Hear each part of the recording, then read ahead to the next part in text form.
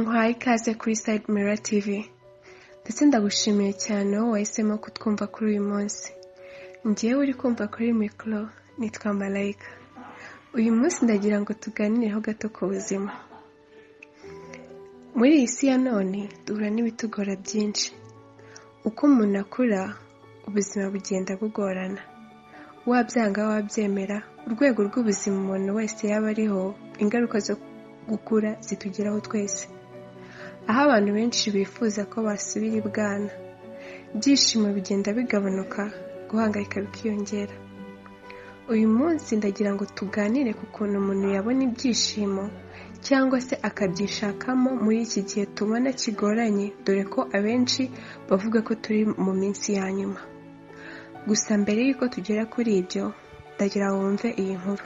My story is different from most because I had to undergo a bone marrow transplant when I was just 6 months old. And now I have pulmonary fibrosis, which is a serious lung disease. And my lung capacity. Inkuru yanjye itandukanye n'inkuru z'abantu benshi bumvise, kuko nahuye n'ikibazo gikomeye cyane cy'uburwayi ubwo nari mfite amezi 6 gusa. Ubu ngubu mfite indwara yitwa pulmonary fibrosis, ikaba ari indwara ikomeye cyane yataka ibihaha. Ubushobozi bw'ibihaha byanjye buri kuri 20% ugereranyije n'uko ibihaha by'abandi bantu bazima bikora. My name is Aisha Chowdhury and I'm 17 years old. Amazina yanjye ni Aisha Chowdhury. Nkaba mfite imyaka 17. To me in life. Uyu munsi nshaka kubabwira ikintu mfata nk'icy'ingenzi cyane mu buzima. Ubuzima buba bukomeye cyane. Iyo buri mpumeko yose uhumetse aba ari ingorane kugira ngo uyihumeke. Akantu gatoya cyane kakavamo uburwayi bukomeye uzabana nabwo ubuzima bwawe bwose. Mu kuza ku mwaka ushize, ubwo navaga kujya ngendera ku maguru yanjye, njya aho nshatse, nkajya ku ishuri, nkakina n'abandi bana, mu kanya gatoya cyane nk'ako guhumbya bitunguranye, nkisanga mu buriri, ntashoboye no guhindukira mu buriri nabanje kubura umwuka. Muri icyo gihe numvaga urupfu ruri hafi cyane. Nibazaga buri munota nimba ngiye gupfa. Nararaga nasinziriye, ntekereza, nkibaza uko ngiye gupfa. Naribazaga nti ko n'ubundi ngiye gupfa, ni irihe shingiro rya buri kimwe. Natekerezaga ibi amasaha n'amasaha, ariko ntibigire aho bingeze. Ariko mu gihe gito ngiye igitekerezo ko ntari njyenyine muri ibi bintu, kandi koko ni ukuri. Twese n'ubundi turapfa, twese tuzapfa umunsi umwe. Fata akanya gatoya utekereze kuri ibi bintu. Yes, all of us are going to die. I'd like you all to just think about that for a moment. In the next 100 years, all of us sitting in this room today will be gone. Mu myaka 100 iri imbere, twese ntawe uzaba akiriho. Igitandukanye ni igihe gusa. Bamwe bazagenda mbere, abandi bagenda nyuma.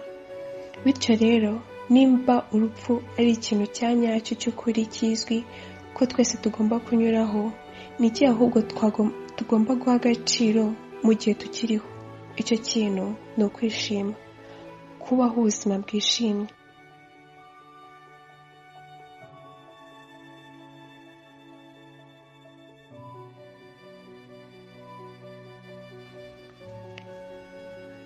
Ibyishimo ni amahitamo umuntu arema. Ibyishimo ni imitekerereze. Wahitamo kwishima ukajya uhorana akamwenyu mu maso hawe, cyangwa se ugahitamo guhora ubabaye, kandi byose byashoboka. Ntabwo guhitamo kubabara bigira aho bigeze umuntu. Uko niko nahisemo ibyishimo, ndavuga nti nubwo mfite iyi ndwara, reka nyibemo nishimye. Ngiye kubabwira bimwe mu bintu bikomeye byahahise hanjye nagiye nyuramo nkahitamo kwishima. Now I'd like to share with you a few difficult moments in the recent past where I've chosen to be happy. This year I was quite unwell and I had to undergo several medical tests. uyu mwaka navuga ko ntari imeze neza pe. Inshuro nyinshi nabayeho nabaga ndi kwa muganga. Rimwe nibwo abaganga batubwiye ko bagomba kunkorera isuzuma ry'icyitwa sleeping study, aho bansuzumaga ngo barebe uko mpumeka mu gihe nsinziriye. Iyi foto yafashwe mbere gatoya y'uko nkorerwa isuzuma. Urabona ko nuzuye imigozi yo kwa muganga, imwe ku maso indi ku mubiri, kugira ngo igenzure umutima wanjye, ubwonko ndetse n'imihumekere. Ariko nubwo bimeze gutyo, urabona ko nyifite akamwenyu ku maso. Nanze ko uburwayi bwanjye bumperana. Narabyanze pe.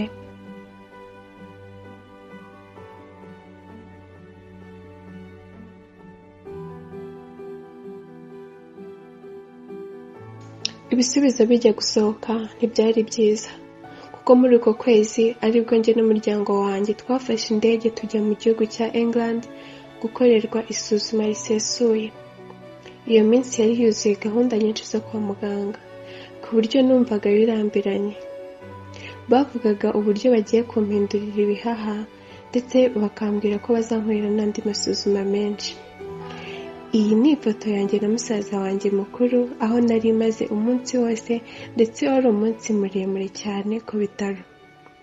Aha twari tugiye mu kirori cyo kureba abaririmbyi muri London, kandi byari byiza cyane pe. Byatumye ihungabana nari mfite ryo kuri uwo munsi wo kwirirwa kwa muganga numva rishize, ndetse ngerageza no gushaka ibyishimo.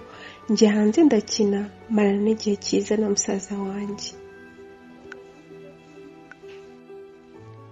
Nizera ko ari ingenzi kurema inzibutso nziza z'ibyishimo kugira ngo zikureho izindi mbi twaba twarahuye nazo.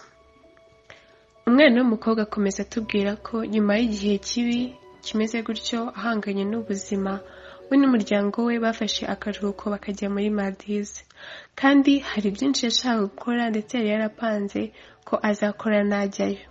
Ariko kubera ibibazo by'ubuzima yari afite bitamwemereye gukora byinshi yashakaga gukora, avuga ko ikintu cya mbere yashaka gukora kwari ukugera munsi y'amazi yambaye ibikoresho byabugenewe bifasha abantu kureba no guhumeka bari munsi y'amazi.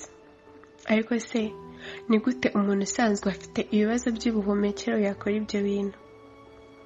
Akomeza agira ati, muri iyi foto murabona nambaye ibikoresho byifashishwa mu kureba no guhumeka munsi y'amazi.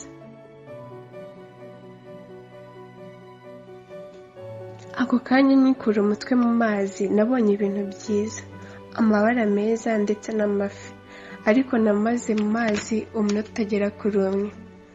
Ariko nakoze ibyo nashaka gukora, kandi ako kanya kuri njyewe numvaga gahebuje cyane. Numvise ngize ibyishimo birenze urugero, ndetse numvise nanjye ubwanjye nitunguye cyane kuko gukora ikintu nta muntu watekerezaga ko ntakora cyangwa kidashoboka. Rero ibyishimo ni amahitamo umuntu ahitamo, ndetse uko byagenda kose ibyishimo wabibona wabishatse. Happiness is doing what you truly love, and I feel that happiness can only come from acceptance. I accept who I am. I accept where I'm at. And I accept the challenges that I'm battling with today. And I'm even more determined to make the most of this wonderful gift of life. Carrie Underwood, umuririmbyi ukomeye cyane wo muri Amerika, niwe wavuze ati, every day is a new day to find something to make you happy more than how happy you were yesterday. Bishatse kuvuga ngo buri munsi ni umunsi mushyashya wo gushaka cyangwa gukora ikintu gituma wishima kurusha uko wishimye ejo hashize. Ikindi kandi ibyishimo ni ugukora ikintu ukunda by'ukuri.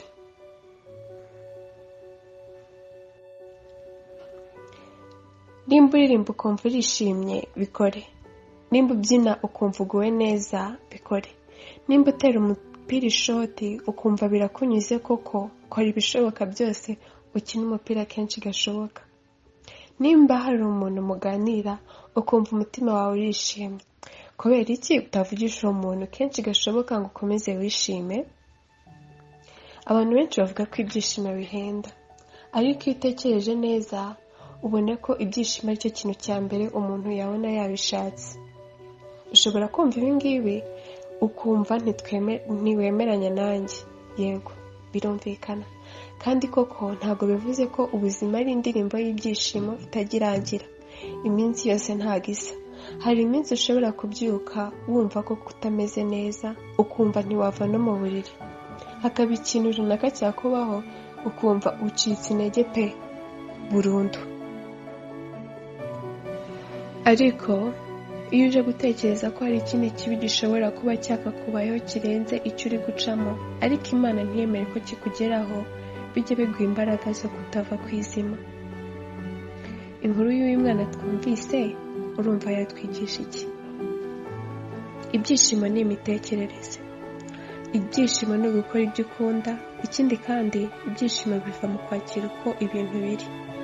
Uyu mwana yakiriye uwo ari we, yakira uburwayi bwe n'ibyo yacagamo, ndetse yakoze uko ashoboye kose ngo ubuzima yabayemo abubemo yishimye.